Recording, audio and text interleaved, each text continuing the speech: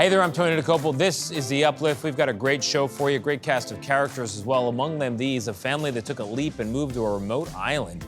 Steve Hartman takes us there to explain how this tiny community became a welcoming home.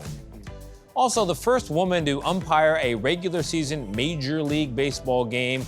We go to her hometown where she's always been a hero. Also, a couple of guys running a pancake house in Dallas. They are serving up more than breakfast, so they are serving purpose. And David Begnaud introduces us to a resilient young man who didn't let his difference deter him. In fact, he's using it to help others like himself. All of that and more heartwarming news. You know what you're watching, The Uplift.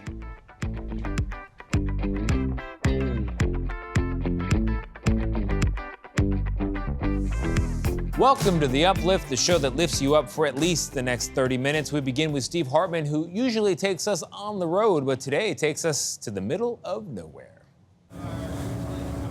If you take a ferry to Isle of Ho, an island community way off the coast of Maine, you can visit the gift shop, the general store, and, well, that's it. Just the general store and the gift shop. There are literally no other businesses on the island. So people who live out here are resilient, they're creative. And, as we first reported last year, they are few. Too few, according to Bob Olney, president of the Isle of Ho Community Development Corporation. And it's essential that we continue to attract families. So, a couple years ago, this community of about 50 year-round residents made a post, hoping to woo a new family. They were careful not to oversell the place. Though it's not everyone's cup of tea, who knows? It may very well be yours. And they got a taker. A young family from central Massachusetts. Ready? Dakota Waters, his son Flynn, wife Hannah, and their baby Amelia moved here. Our whole family thought we were psychotic. They're like a remote island in the middle of the ocean. Had you been on an island before? Nope, never even been in the ocean. And yet, here they live, the newest members of a dying breed. Uh-oh. At one point, there were about 300 communities out here on Maine's most isolated islands. Now, just over a dozen remain. And keeping those alive will require a new breed of frontiersmen, folks who value solitude over Starbucks and really don't mind a little adversity. People have traded the good life for a convenient one, and convenience isn't always the best. To that point, the Waters raise some of their own food and work multiple jobs. You want to pet your chickens? Dakota does plumbing, lawn maintenance. The old landlubber even works on a lobster boat. It's a lot of work, but Dakota says it's well worth it. There we go! We have so much more bonding time with the kids. It's undescribably wholesome. It's now been a year since our visit. The Waters survive the winter and say they continue to enjoy all of Isle of Ho's simple pleasures. Dakota and Hannah also wanted me to share some news that even their closest friends and family don't know. Until now. The baby is due in March. You think you're here for good? Yeah. I'm not moving my stuff off this rock again. It was too hard to get it here. Sounds like the general store may need to stock up on diapers. Steve Hartman, way off the road on Isle of Ho, Maine. Coming up, we go to the Hubcap Cafe in Dallas, where the pancakes are almost as good as their purpose.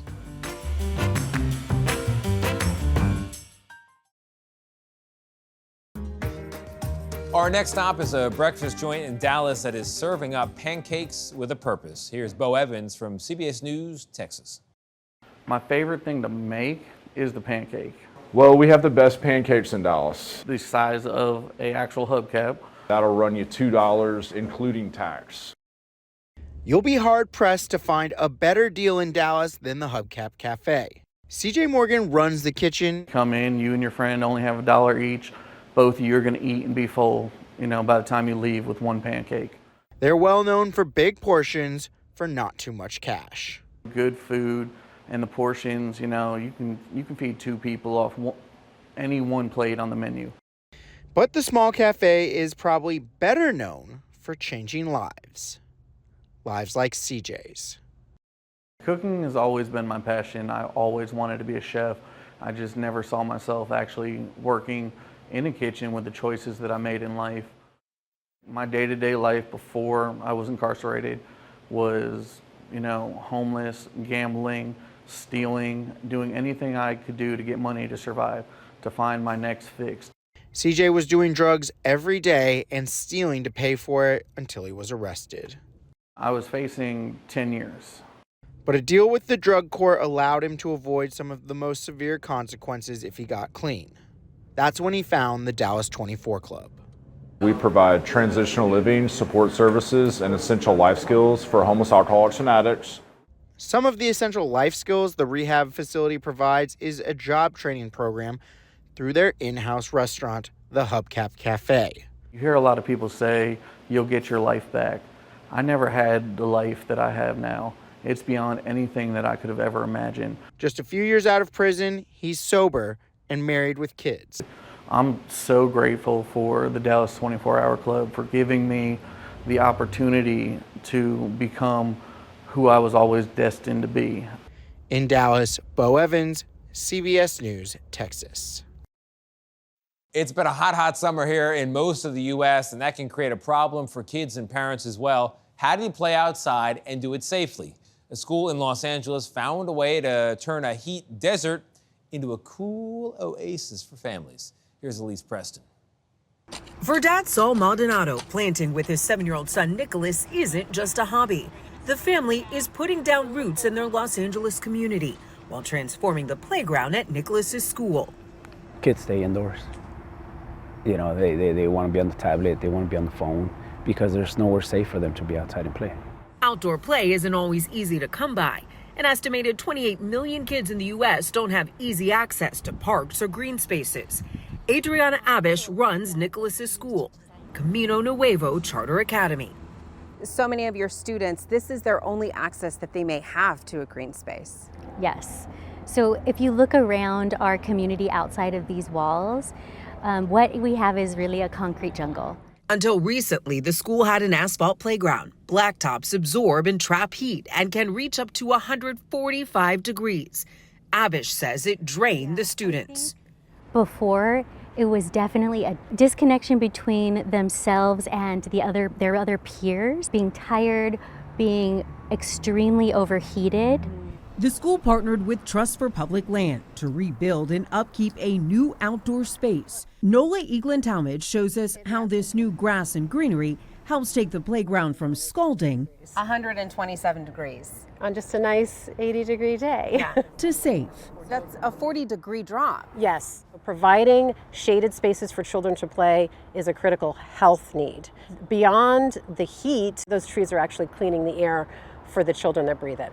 The nonprofit is on a mission to provide even more access to nature. For kids, it's so important because it helps them with their development, with their ability to regulate emotions, with their ability to imagine and to conceive. You can see that imagination grow in 9-year-old Genesis, who remembers the old blacktop. Did you like playing outside when it looked like that? Not really. No.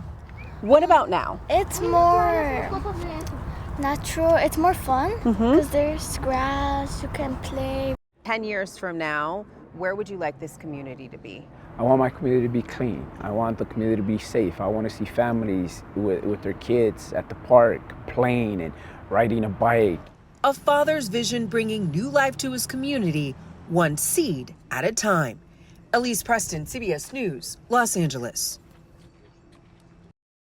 Coming up, we take you to Michael Jordan's home court, not the Chicago Bulls arena. It's the basketball floor inside his former home where 30 lucky young men recently got the chance to play a little ball.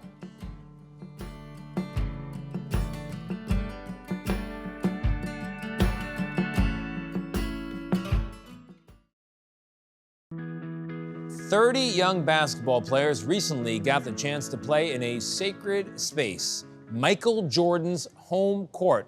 Not the Chicago Bulls arena, by the way. What we're talking about is Jordan's actual home court, the court in his former house.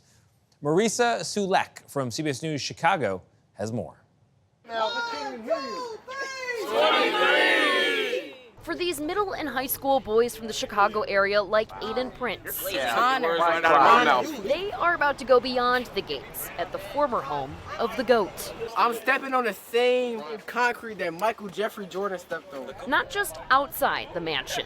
We're going to tour the house today, we're going to play on the court. But owner John Cooper, who bought the home last year for $9.5 million, is allowing these 30 young basketball players exclusive access inside. It's the place Michael Jordan built and lived in the 90s with his family when he played for the Chicago Bulls. I was like, is it kind of real, because who's going to Michael Jordan's house? Price was skeptical this opportunity was too good to be true. Oh yeah, these are why not.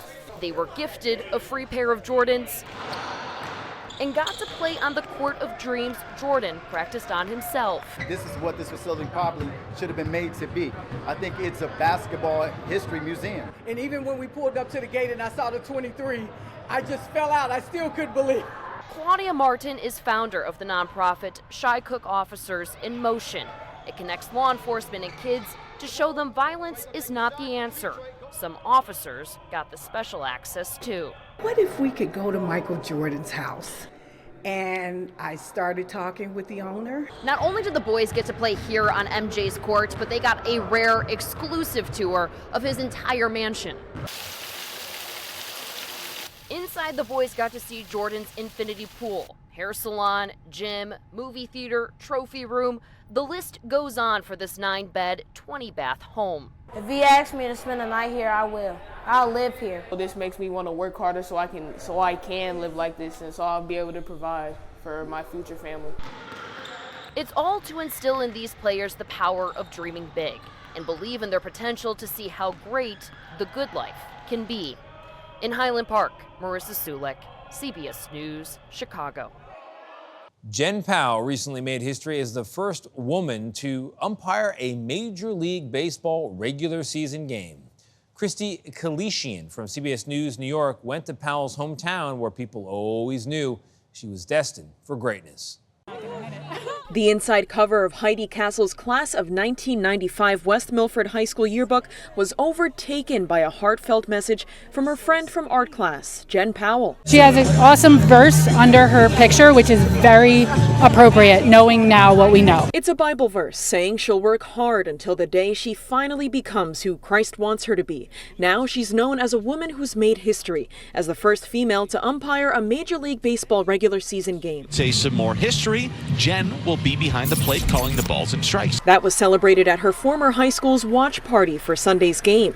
Powell was an all-state softball player for 3 seasons and also played soccer. The forward would come up, try and score on her. She was just so aggressive. She would growl at them. Like, it was awesome. She was the best. She would growl. She would growl. But those who know the high school Hall of Famer say off the field, she's much different. Arthur Jakes describes her as a sweetheart. She was well known because of her sports, but I think she was even more known because of how nice she was to everybody. Everybody wave. Her high school soccer and assistant softball coach John Fink made the 9-hour drive from his Indiana home to Atlanta for Sunday's game, where he also caught a foul ball. Loved ones, including her dad, attended Saturday night's Braves-Marlins matchup. She spoke to us a little bit when we were taking pictures, just thanking us. But I'd say the one word that describes his appreciation of the situation. Members of West Milford's current soccer team were also at Sunday's watch party. The current and future generations of the team have a message for her. Good luck, Jen!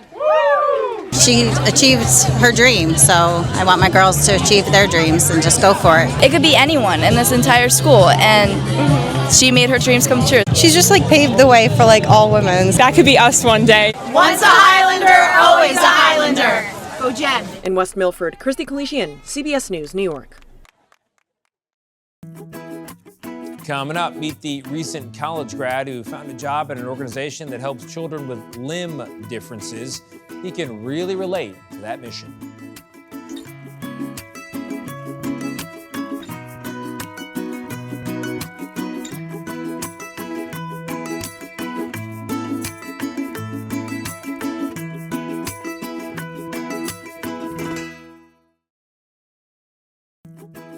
Make Good NOLA is a New Orleans-based organization that makes custom prosthetics for children with limb differences. The organization is doing incredible work, but David Begnaud highlighted one employee in particular. James is doing extraordinary things in this world for people who have limb differences or disabilities. Y'all meet Deidre Deculus Robert. Her son James was born with no fingers on his left hand. But what he built in spite of that is a story all its own. At 2 years old, he had a toe-to-hand transfer in order to give him more flexibility and ability to use his left hand. That's a long story in and of itself, but the real story is that it didn't stop James, even when the attachment didn't work as we wanted. With 5 fingers just on his right hand, James went on to play multiple sports throughout school. He played the trumpet and even became skilled at archery and marksmanship. What some saw as his limitation, James turned into a motivation. This young man who struggled to find his identity has found it so purposefully and passionately in this world. James worked multiple part-time jobs while in college, including at Make Good NOLA, the New Orleans organization that builds custom prosthetics for kids with limb differences. James graduated from LSU Baton Rouge in May and is about to start his master's degree in prosthetics and healthcare administration. There he is. Hi, buddy. We wanted to meet him. So before he graduated, we flew to Baton Rouge and met him at his lab at LSU, where I knew he'd be working. What are y'all doing? What are you working on? We told him we were there to profile the work of Make Good NOLA. But I'm actually here to talk to you. Really? Okay. So read this for me. This young man who is struggling to find his identity has found it so purposefully and passionately in the world, and he is using his struggle and his challenge and his opportunity to help others. I think you would find him just as special as we do. We did not tell James who wrote us that letter, only that it moved us enough to want to meet him. Seemed like you were getting emotional. Yeah, a little bit. What makes you emotional? Whenever I'm forced to think about it, I try not to, but whenever I'm forced to think about it, it's beautiful. What's beautiful? Being here and doing the right thing, at the right time, being in the right place. James's journey was not always beautiful. How difficult was childhood for you? Putting a positive spin on it, it was hard. Not impossible, but very, very, very, very, very hard. I had to take whatever anyone could throw at me and just keep kicking. And what did they throw at you? Name calling, insults, exclusion, but to a 5th or 6th degree. With his family's support, James made it to the other side. Because my grandfather, he told me once, people with small minds hate dreamers. They can't see the dream. I love that. Yeah. Your grandfather said that? He did. People with small minds hate dreamers. What a wise man. In James's world, dreams aren't measured by the limits. They're measured by the purpose. In addition to his college work, James became the chief print technologist at Make Good NOLA. So essentially, you're creating things that would work for you. Absolutely. And applying it to everybody. Absolutely. That's awesome. See it come together before your eyes. That's James's mentor, Noam Platt. He is the founder and head of the Make Good organization. James has co-created the first ever 3D printed wheelchair. Hey everybody, it's Noam and James from Make Good, and we want to showcase our latest toddler mobility trainer. And numerous other adaptive devices to help people with disabilities, all created using state-of-the-art 3D printing technology. What's the benefit of having someone like James who has that lived experience that he brings to the workshop? Oh my gosh, it couldn't happen without James and people like James. We found with most of our staff who are disabled is that they are the best problem solvers, the smartest, hardest workers I've ever met. And that's a common feeling with people who know James. Which takes us back to that letter. Why don't you turn around and see who wrote it? Hey! And give this mom a moment. Just for him. I'm so proud of you. Yeah. I love you too. Makes sense. Why does It's it my make mom. sense? This is my mom. And she definitely believes in me and in what I do. I want to say that I'm so proud of the man that you are, the man that you've become, and how you give of yourself so selflessly to others. It just speaks volumes about who you are, and you really are the change that we want to see in the world. You're our future. I'm so proud that you're part of it. That's what y'all raised me to be.